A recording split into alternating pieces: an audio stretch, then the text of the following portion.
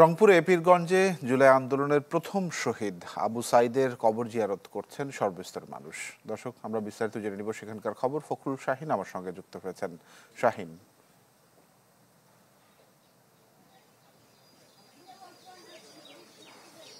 তানভীর, এখানে ফজরের পরেই কিন্তু শ্রদ্ধা নিবেদন শুরু হয়েছে। আমরা দেখছি যে ফজরের পর থেকে বিভিন্ন রাজনৈতিক সংগঠনের নেতাকর্মী, বিভিন্ন সামাজিক সাংস্কৃতিক সংগঠনের নেতাকর্মী তারা এসে শহীদ আবু সাইদের কবরে কিন্তু তারা শ্রদ্ধা নিবেদন করছেন, কবর জিয়ারত করছেন, দোয়া অনুষ্ঠান করছেন।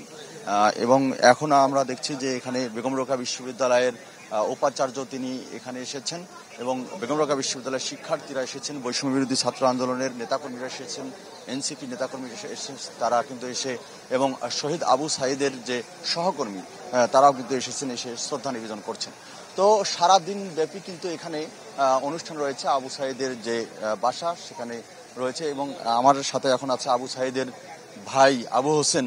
আমরা একটু তার থেকে জেনে নেব যে আজকে এই সারাদিন ব্যাপী কি কি আয়োজন রয়েছে, একটু যদি বলেন।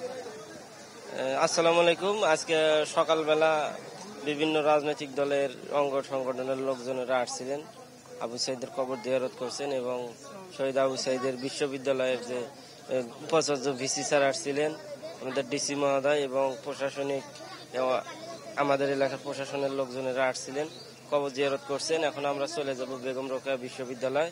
ওখানে জুলাই শহীদদের নিয়ে স্মৃতি চারণমূলক প্রোগ্রাম আছে, ওখানে অংশগ্রহণ করব। আমাদের দুপুরে আমাদের এখানে ইয়েতিমখানার মধ্যে আবু সাইদের আত্মার মাগফিরাত কামনা করে কোরআন খতম করে দোয়ার ব্যবস্থা করছি। এতিম বাচ্চাদের মাঝে খাবার বিতরণ করা হবে এবং বিকেলবেলা শহীদদের স্মরণে আলোচনা সভা আমরা করব। ধন্যবাদ। অর্থাৎ সারাদিন ব্যাপী অনুষ্ঠান রয়েছে। এই আবু সাইদের যে গ্রামের বাড়ি জাফরপাড়া বাবনপুর এখানে রয়েছে এবং রংপুর শহরেও কিন্তু সারাদিন ধরে কিন্তু অনুষ্ঠান রয়েছে। সেখানে স্মরণ সভা রয়েছে এবং বেগম রোকেয়া বিশ্ববিদ্যালয় সেখানে আলোচনা সভা রয়েছে।